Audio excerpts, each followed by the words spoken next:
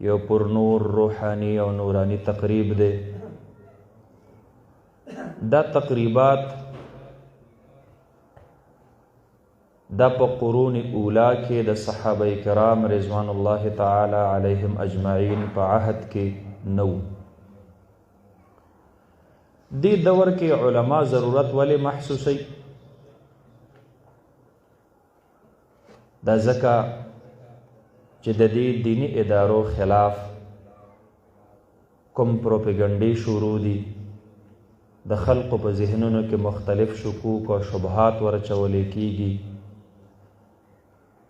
نو د اهل مدارس دا خواهش دی چې موږ د خپل مدرسې دینی خدمات د قوم ته وړاندې چې ستاسو راکړي روپۍ موږ ضایع کړي نه دي، ستاسو را لیږلي بچي او بچیانې موږ ضایع کړي نه دي، په هغې باندې مو ښکلي ښکلي ګلونه د الله د دین ترېنه جوړ کړل. عالمان او عالمانې دا زموږ د دې دینی مدرسو نه فارغېږي، دا زموږ د دینی مدرسو کردار دی. د هغې والدین راشي خوشحاله شي، د دې منظر په تمه باندې یې کلونه تیر کړي چې زما ماشومه به د هغې به د علم د تکمیل د ختم بخاري تقریب وي او زه به په هغې کې شریک یم. او د هغې سره سره د مسلمانانو د دینی اصلاح د هغې یو محفل پکې هم جوړ شي، د خویندو میندو د دینی اصلاح خبرې پکې وشي، د نارینهو د هغې د دینی اصلاح خبرې پکې وشي. دا محفلونه اگر چې نن سبا دی کې هم خرافات را دننه شوي دي، غیر شرعي امور هغه زمونږ د دستاربندو، د چادر پوشو، د ختم بخاري، د ختم قرآن په امورو کې خلقو را دننه کړي دي. د هغې وباسل او خالص د دې امت د اصلاح او د دینی تربیت او د دینی مدرسو د اهمیت او د کردار په حواله باندې د داسې قسم اجتماعات او انعقاد دا ډېر زیات ضروري دی. د زنانو تعلیم جناب نبی کریم صلی الله علیه وسلم په خپله شروع کړی دی. دا مدرسه لکه څرنګه چې د اصحاب صفه د نارینهو دپاره وه، دغه رنګې د زنانو دپاره نبی علیه الصلاة والسلام 2 ورځې په هفته کې مقرر کړي دي. او د هغې بنیادي وجه دا جوړه شوله، د صحیح مسلم شریف روایت دی، زنانه راغلی او نبی علیه الصلاة والسلام ته یې ګیله وکړله او ویل ذهب الرجال بحدیثک یا رسول الله صلی الله علیه وسلم. د الله حبیب نارینه راغلل او ستا نه ټول علم حاصل کو، سفر کې تا سره یي، جهاد کې تا سره یي، د ورځې تا سره یي، د شپې تا سره یي. نو مونږ زنانه خو بې علمه پاتې شو په خپلو کورونو کې. فاجعل لنا یوما، د الله حبیب مونږ له یو ورځ مقرر کا، نأتیک فیه چې مونږ په هغه ورځ باندې تاسو ته راځو، او وتعلمنا فیه مما علمک الله، او تاسو ته چې الله کوم علم درکړی دی هغه دینی او سماوي علوم د هغې نه مونږ ته څه حصه هم راته میلاویږي. جناب نبی کریم صلی الله علیه وسلم ورته وفرمایل اجتمعنا یوم کذا و کذا. ټیک ته صحیح ده، بس تاسو په هفته کې فلانکۍ فلانکۍ ورځ باندې به راغونډېږئ او په هغه ورځ باندې به خالص دینی تعلیم زه زنانو ته ورکوم. هغې وخت نه وړمبنی معلم د مدرسة البنات جناب محمد مصطفی صلی الله علیه وسلم او صحابیات هغه د دغې مدرسې وړمبی طالبات جوړې شول. هغه سلسله را روانه ده او تر اوسه پورې الله رب العالمین را ورسوله. ډېر بختور دي، خوش قسمته دي هغه مور او پلار چې هغې په خپلو لوڼو باندې دیني علم وکړو. جناب نبی کریم صلی الله علیه وسلم فرمایي درې روایات راغلي دي چې د چا 3 لوڼی، بل روایت کې راغلي دي کو د چا 2 لوڼی، او بل روایت کې راغلي دي کو د چا 1 لور وي. او الله رب العالمین ورته د لور په شکل کې خپل رحمت نصیب کو. فرمای او دیرا اولګیدلو او هغې له دینی تعلیم او تربیت ورکړلو. من ابتلی من هذه البنات بشیء، بل روایت کې راځي من کان له 3 بنات او 3 اخوات، چې د چا 3 لوڼی یا 3 خویندې. فأدبهن وعلمهن، او هغې ته دینی تربیت ورکو، هغې ته دینی تعلیم ورکو. وأطعمهن، او هغې له د خوراک سکاک انتظام وکړو. وسقاهن، هغې له د سکاک انتظام وکړو. وکساهن، او هغې له د جامې او د پیزار انتظام وکړو. کم مور او پلار چې په لونو باندې وکړېدل، د هغې په دنیوي او دینی پالنه باندې وکړېدل. پلار روان شو ملیشا ته، هلته مسافرۍ لځي، رزق حلال ګټي خپلو بچو لپاره. دا مسافر رونه زمونږه دا دې نه ګڼي چې مونږ په دنیا کې خپل وخت ضایع کو. مسلمان چې د دنیا کم کار د شریعت مطابق کوي دا بعینه دین دی او د ثواب کار دی. حدیث مبارک کې راځي هغه تجارت کوونکې کوم چې په تجارت کې رښتیا وي او امانت خیال ساتي، الله رب العالمین به حشر د انبیاء کرامو سره نصیب کوي. دکاندار دی خو په خپل دکاندارۍ کې هغه د رښتیاو او د اماناتو خیال ساتي. زمیدار سړی چې کله زمیداره شروع کی، جناب نبی کریم صلی الله علیه وسلم مبارک فرمایي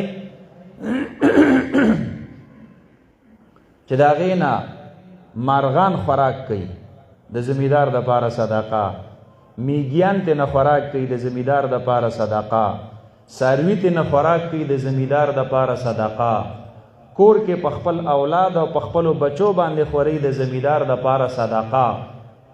ګوره دا کار خو د دنیا کار دی، خو چې کله نیت یې ورسره هغه مخلوق خدا ته فایده رسول دی، الله رب العالمین ورله په هر ګام او په هر قدم باندې نیکي ورکوي. حضرت سعد رضی الله عنه یو ورځ راغی جناب نبی کریم صلی الله علیه وسلم سره سلام د لاسو کې داسې پولۍ جوړې شوې وې، دا کوم سړی چې تبر بیلچي او کوداله دا وخي نو د الله سې کله کله پولۍ شي بیا غوټې شي سخت شي. نبی علیه خپل هنر باندې روزي ګټي. جناب نبی کریم صلی الله علیه وسلم الله دوست دی، دته سپک مه ګوره، دته کمزوری مه ګوره، دا الله دوست دی. الله ورسره دوستي اختیار کړې ده. دی د خپلو لاسو په حلاله روزۍ باندې خپل بچي پالي.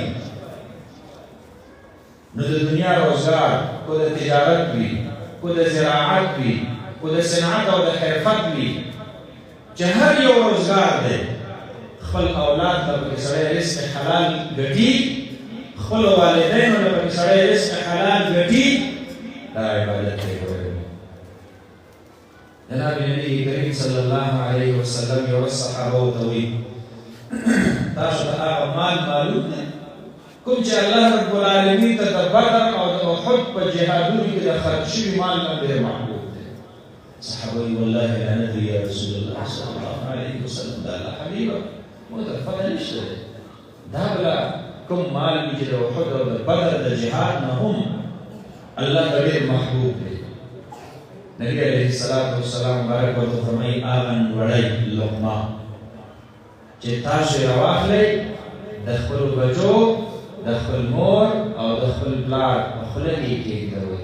خوله کې کېښودلو نه محدثینو معنا دا جوړه کړې ده چې هغوی یې په خوراک باندې قادر شي مخې ته یې ورته کېږدي.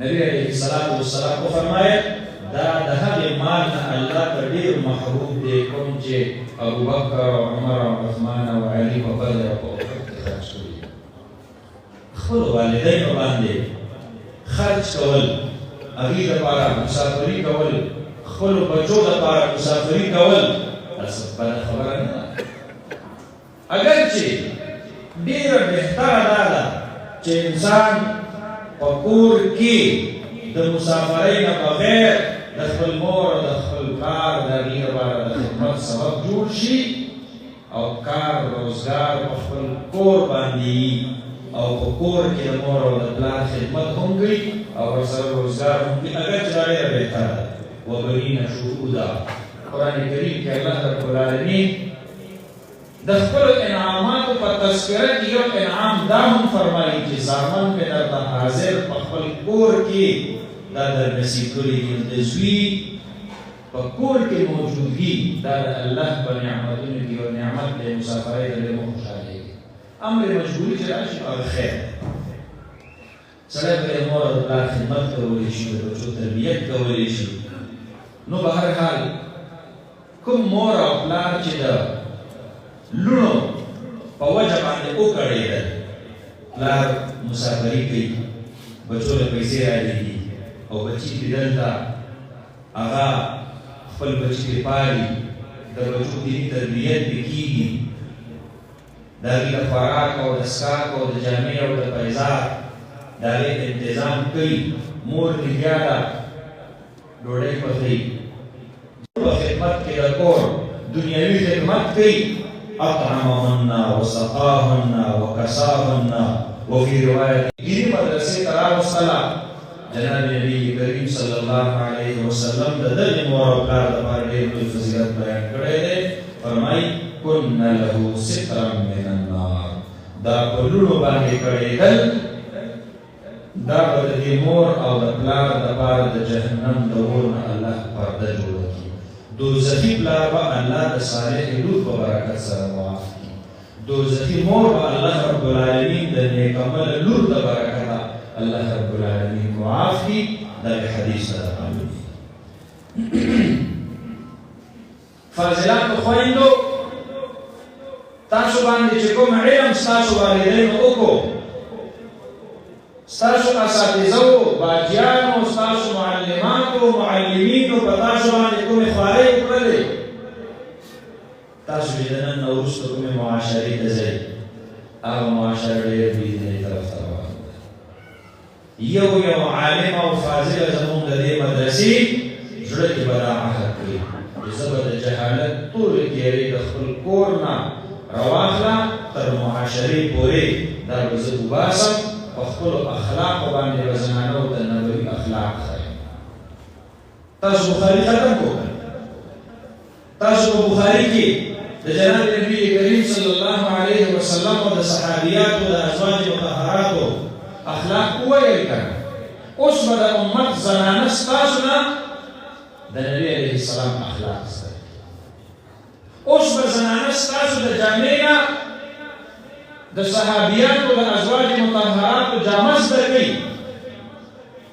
تاسو هغه حدیث ګورئ جناب نبی کریم صلی الله علیه وسلم پکې فرمایلی صنفان من اهل النار لم ارهما قط زما په امت کې د دوزخیانو دوه ډلې دي تر اوسه پورې لا ما لیدلي نه دي نبي علیه السلام قوم معهم اصوات كاذناب البقر يضربون بها الناس نارینو کې دوزخي بله نبي علیه السلام فرمایي دا هغه خلک دی لختې به ورسره په لاس کي او مظلوم او بېګناه خلک به پرې وخي دا حکام هم کېدلی شي دا رعایه هم کېدلی شي هر زورور چې په کمزوري پسې لښته راواخلي نبي علیه السلام فرمایي دا زما په امت کې د دوزخیانو ډلې نه دی دا خو د نارینهو خبره او په زنانو کې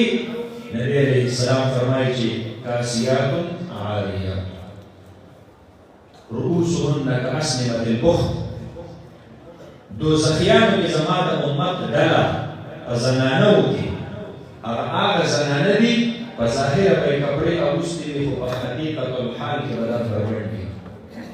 یا به کپڑے نری وي، یا به کپڑے لنډې وي، یا به کپڑے تنګې وي. نو دا درې واړه څیزونه چې دي دا ستاسو ستر، ستاسو حیا، ستاسو عورت، ستاسو پرده دا نه پټوي. د دې وجې نه د دې درې واړو قسمه کپړو نه ځان ساتئ. ای فاضلاتو خویندو، تاسو به دومره ډکې او دومره ګورې جامې اغوندئ چې د کور نه راواخله د معاشري زنانه ستاسو نه د نبي علیه السلام د صحابیاتو او د ازواج مطهراتو د کپړو طریقه زده کړي. ستاسو کپړې به داسې وي په معاشره کې. داسې نه چې د ټولو نه اول د فیشن کپړې په معاشره کې تاسو شروع کړئ. مائلات ممیلات. نبی علیه السلام د ده د دوزخي زنانو د هغې یو بله نښه هم ښیي. دوی چې کله بهر راوځي نو پردو نارینهو ته به دوی مایله کېږي او پردي نارینه به ځان ته مایله کوي. دا داسې قسم کپړې دا به نه اغوندئ خویندو. داسې قسم برقې، داسې قسم لوپټې، داسې قسم پړوني دا به نه استعمالوئ چې هغه پردي نارینه تاسو طرف ته مایله کړي او تاسو پردو نارینهو طرف ته مایله کوي. لکه څرنګه چې د عالم مرګ د عالم مرګ په دې وجه دی چې د عالم د مرګ سره به د نبي علیه السلام سنت طریقې خاورو ته لاړ شي، ځکه د عالم په ژوندانه باندې به د نبي علیه السلام سنت ژوندي پاتې کېږي. د ده ناسته، د ده پاسته، د ده د کور ژوند، د ده د بازار ژوند، د ده د معاشري ژوند، د ده د ریاست او د حکومت ژوند دا به ټول د نبوي تعلیماتو د هغې چلته پرته نمونه وي. د ژوند یوه شعبه هغه به د نبوي تعلیماتو نه خالي وي. یوازې دا نه چې د کور ژوند، یوازې دا نه چې د معاشري ژوند، د ده پوره زندګي د ژوند هر لمحه او هره ګړۍ د عالم دا به د نبي علیه السلام د تعلیماتو نمونه وي. د ده نه به خلک د الله دین زده کوي. د ده د معاشرتي ژوند نه به خلک د اسلام معاشرتي نظام زده کوي. د ده د تجارت نه به خلک د اسلام تجارت زده کوي. د ده د اجتماعي، ریاستي، حکومتي ژوند نه به اٹھ بیٹ نه به خلق د جناب نبی کریم صلی الله علیه وسلم تعلیمات زده کوي. دا د عالم مرګ د عالم مرګ په دې وجه دی چې عالم مړ شو، نبوي تعلیمات عملا ورسره خاورو ته لاړل. د عالم احداهما تمشي على استحياء. تاسو جلالین کې ولیکئ خویندو فاضلاتو، الله رب العالمین د هغې حیادارو زنانو د حیا ذکر کوي. الله ته حیا څومره محبوبه ده. د قیامت د ورځې پورې چې څومره مؤمنان د قرآن تلاوت کوي د دغې حیادارو زنانو د حیا تذکره به یې په ژبه باندې په تلاوت کې دا راځي. ستاسو چلند د حیا پکار دی، ستاسو خبرې د حیا پکار دي. تاسو په خپله ویلي د زنانو آواز عورت دی، ستاسو آواز به هر څوک ونه اوري. ستاسو اخلاق د خپل مور او د پلار سره داسې پکار دي چې په کور کې ستاسو نورې خویندې د مور او د پلار ادب زده کړي. ستاسو د اخلاق، ستاسو د خدمت نه نور وروڼه خویندې د مور او د پلار خدمت زده کړي چې د ټولو نه وړاندې تاسو د مور پښو ته کښېنئ او چادو ورته شروع کړئ. د ټولو نه وړاندې تاسو مور ته پیزار سموئ. د ټولو نه وړاندې تاسو پلار ته بالښت ږدوئ. د ټولو نه وړاندې تاسو د خپل مور او د خپل پلار احترام کوئ. ستاسو په کور کې موجود نور وروڼه او خویندې هغه به ستاسو نه د مور او د پلار خدمت زده کړي عملا. دې وجې نه فاضلاتو خویندو، موږ په دې مدرسو ځان ډېر کړو او ډېر هم پرې ځان کړولی دی. زمونږ د مور او د پلار په دې فیصله کې الله خیر واچوه.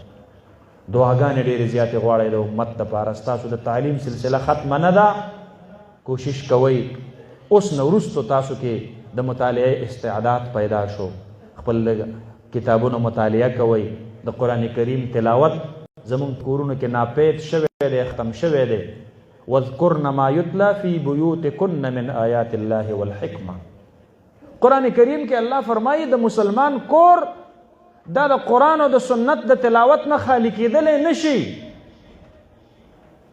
تاسو هغه د قرآن کریم تلاوتونه په خپلو کورونو کې دا ژوندي کوئ. صرف د رمضان میاشت قرآن مه پرېږدوئ، باقي 11 میاشتې د قرآن کریم تلاوت دا په خپلو کورونو کې کوئ. زمونږ په کورونو کې به پخوا ماښام د کور مشره زنانه دې ته به دا نوسي او دا کچ بچي به ورته راغونډ شو او 6 کلمې به ورته یادولې، مونځ به ورته یادو، سورت یاسین به ورته یادو، تبارک الذی به ورته یادوله، آیت الکرسی به ورته یادوله، اخیری لس سورتونه به ورته یادول. اوس هم چې دا څومره مشران دي دوی ټولو ته سورت یاسین یاد دی، ځوانانو ته نه دی یاد. اوس هم چې څومره مشران دي تبارک الذی ورته یاده ده، ځوان ته نه دی یاد. لس سورتونه ورته یاد دي، ځوانانو ته ډېر مشکله ماته ښکارېږي چې لس سورتونه ورته یاد وي. هغه وخت کې به کورونو کې د الله خیر او برکت و، لږ رزق به و، الله به پکې ډېره فراخي ورچولې وه. نن به 3 او 4 کسان په مسافرو باندې وي، رزق کې زمونږ برکت نشته دی. ولې؟ ځکه کور کې د قرآن تلاوت ختم شوی دی. یوه دویمه خبره، په جمع باندې ډوډۍ خوړل ختم شوي دي په کورونو کې. پخوا چې به کومو ماشومانو ځان له پلیټ کې انګولی یا ډوډۍ غوښتله، د مشرانو ښځو به ورته وي څه د هندوانو پیښې کوئ. لږ تاسو سوچ وکئ، نن په هر کور کې هم دقه د هندوانو پیښې شروع دي.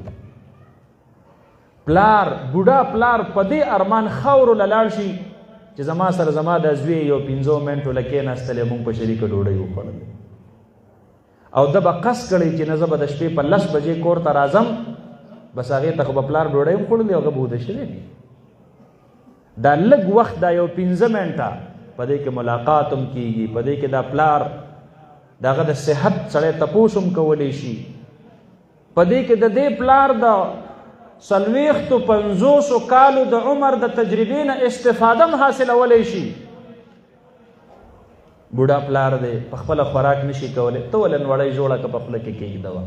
بوډۍ مور ده په خپله خوراک نشي کولی، ته ولې نوړی جوړه که په خوله کې کېږدوه. په دې شرمېږه ما، ته وایې چې د دوی لاس رپېږي زما کپړې څخه کېږي.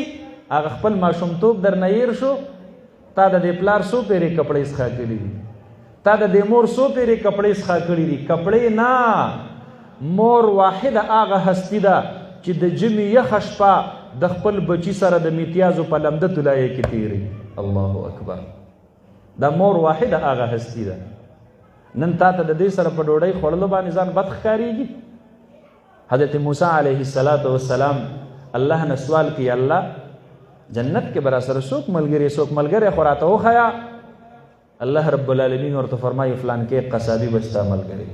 موسی علیه السلام حیران شو، قصابي انبیاو سره یو ځای؟ ناشنا خبره ده. موسی علیه السلام لاړ، هغې قصابي سره په تخت کینی، ګوري چې دی کوم عمل کوي چې دی الله د جنت کې د انبیاو په صف کې راپاسي. خلق راځي غوښه اخلي، پیسې ورته ږدي.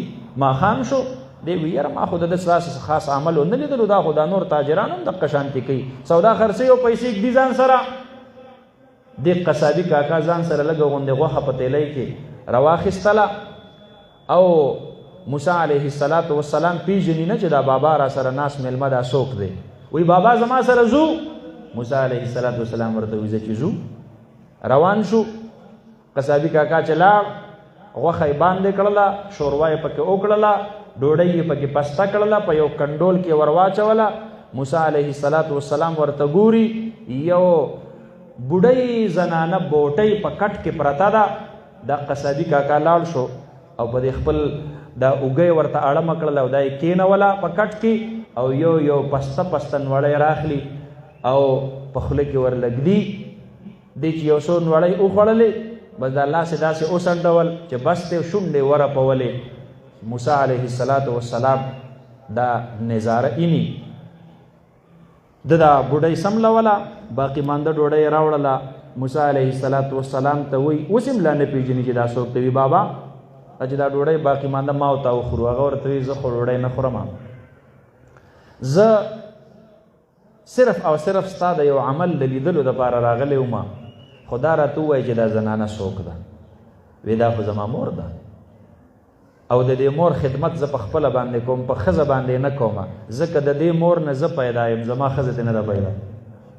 د دې مور خدمت په ما فرض دی، زما په ښځه نه دی فرض. نو دې چې دا ډوډۍ وخوړله او د الله سې وسنډول، دا شونډې اورپولې، نو دې تا ته څه وکړي؟ دی ورته یاره بابا زما دا مور ډېره ساده ده، جټه زنانه ده، بس پوهېږي نه. نو اوس خو په خبرو باندې څوک نه پوهېږي، خو چې په کم وخت کې به د دې په خبرو باندې مونږ پوهېدلو او دې به ډوډۍ کله وخوړله او مړه به شوله، نو دې به ما ته یو دعا کوله. دا اوس هم حقه دعا کوي، خو اوس یې ژبه کار نه کوي، نو په هغې دعا یې څوک پوهېږي نه. نو موسی علیه السلام ورته وایي څه دعا به یې درته کوله؟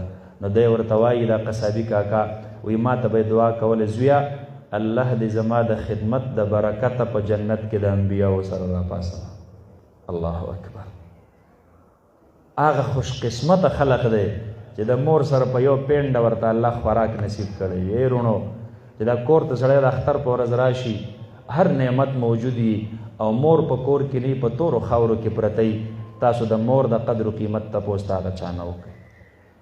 د اختر په ورځ چې د هر څوک په کور کې موجود وي، هر څه نعمتونه وي، پلار نشته دی په تورو خاورو کې پروت دی، ته به وایې چې خدایه کاش چې پلار مې موجود وی، په یو ځای په یو پینډه ناست وی او ډوډۍ مې یو ځای خوړلی وی، ورته رغاړوتی وی، مبارکي مې ورله ورکړی وی، دا جي اختر دې مبارک شه. مور له به کټله ورغلی ومه، مور اختر دې مبارک شه. د خپلو میندو د خپلو پلارانو د هغوی قدر کوئ، هغوی له وخت ورکوئ. خویندو میندو تاسو ته هم وایم او ځوانانو تاسو ته هم وایم، خپلو والدینو له وخت ورکوئ، هغوی ته سپک مه ګورئ. څه چلو شو لاس به یې رپېږي، څه چلو شو ډوډۍ به کپړې به ځان له څښاکئ، تاسو ورسره کښېنئ، ځان سره ټیشو پیپر کښېدوئ، ځان سره تولیا کښېدوئ، مخ ورله پاکوئ، ږیره ورله پاکوئ، په کپړو ته نه چې کوم دی نو ډوډۍ رارتاویږي هغه ورله پاکوئ. ته ماشوم وې یاد شي درته، تا ته یې په دې غاړه کې لاړساس یې لګولی و، د مور دی، او چې کله به دې لاړې رابیدلې مور به درله خوله پاکوله، هغه وخت دې یاد شي. الله رب العالمین دې زمونږ او ستاسو معاشره په دغې نبوي تعلیماتو باندې دې الله ښایسته کړي.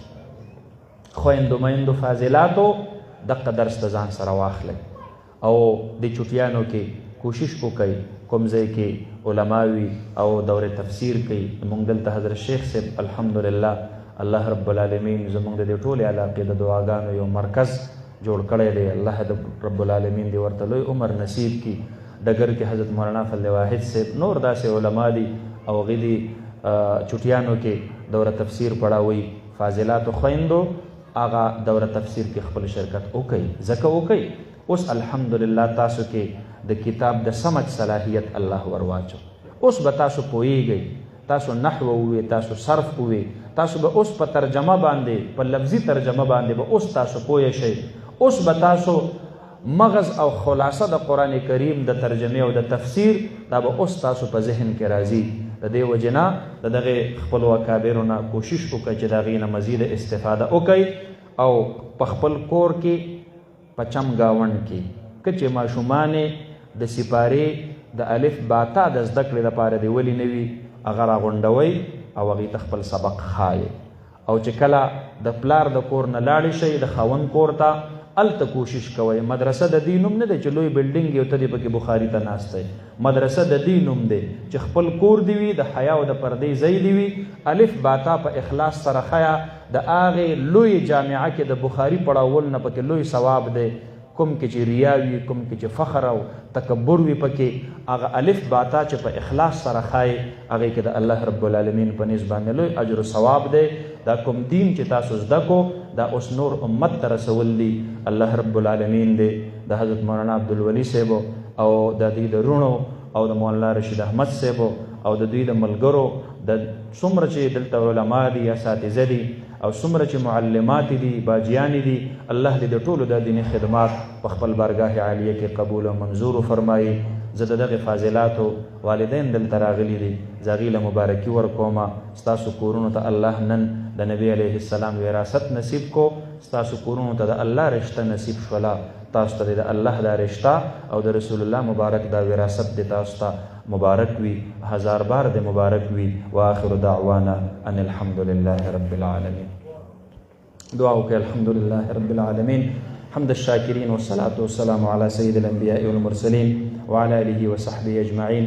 رب کریمه الله رب العالمین دا کوم طالباتو د دینی علومو د درس نظامی تکمیل وکړو، الله دوران طالب علمی کمی کوتاهی ترې نه شوي، الله رب العالمین هغه کمی کوتاهی ورته معاف کا.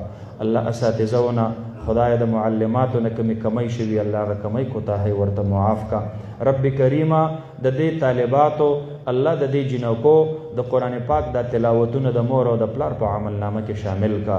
الله د دې د علومو د زده کړې د دې د ټول ثوابونه رب کریمه د والدینو د رونو د خویندو د ټول خاندان والو په عمل نامو کې شریک کا. الله رب العالمین د دې مدرسې سره چې چا تعاون کړی دی په هر شکل کې کړی دی، الله د ټولو په عمل نامو کې د دې ماشومانو د تلاوتونه او د قرآن کریم د زده کړې دا پکې شامل کا. الله رب العالمین د دې ماشومانو د دینی علوم دا ثوابونه د دې د استادانو په عمل نامو کې شریک کا. الله رب العالمین کریم ربا تر جناب نبی کریم صلی الله علیه وسلم مبارک پورې د استادانو په سلسله کې چې څومره هم بزرگان دي، صحابه دي، تابعین دي، الله د ټولو قبرونو ته د ټولو روحونو ته الله د دې د علومو دا ثوابونه ور ورسوه. رب کریمه دا مدرسه الله مقبوله او محبوبه مدرسه جوړه کا. الله د دارالعلوم دیوبند غوندې اوزلوه. الله رب العالمین کریم ربا د دارالعلوم دیوبند نه چې د دین کومې چینې امت ته نصیب شوي دي د دعوت او د تبلیغ چینه الله د دې مدرسې نه نصیب کا. الله رب العالمین خدای د تصوف د څلورو واړو سلسلو چې کومې چینې د دارالعلوم دیوبند نه امت ته نصیب شوي دي الله رب العالمین د دې مدرسې نه امت ته نصیب کا. الله رب العالمین د کفارو خلاف د مجاهدینو د پیدا کولو چې کوم الله رب العالمین دا کوم سعادت او دا کوم چینا تا د دیوبند نه خوره کړې وه، الله رب العالمین د پاکستان د ټولو مدرسو سمیت د دې مدرسې نه الله امت ته ترې نصیب کا. الله د مسلمانانو دپاره دینی حاکمان، د جمعیت علماء اسلام قائدین الله چې تا د دیوبند نه نصیب کړي دی امت ته رب کریم د دې مدرسې سمیت د پاکستان د ټولو دینی مدرسو نه د امت ته نصیب کا. رب کریم کوم خیرونه چې الله رب العالمین تا د صفین او د مسجد نبوي د مدرسې نه الله رب العالمین خواره کړي، الله هغه خیرونه د دې مدرسې نه خواره کا. حضرت مولانا عبدالولي صاحب د دې رونه او د دې د ټول خاندان خلق چې د دې مدرسې په تعمیر او ترقۍ کې فکرمند دي الله رب العالمین لوی خیرونه ورته نصیب کا. رب کریمه خدای زمونږ د دې ماشومانو جنکو الله رب العالمین د دې دینی علوم حفاظت نصیب کا، الله د پردو حفاظت نصیب کا، الله د حیا حفاظت نصیب کا.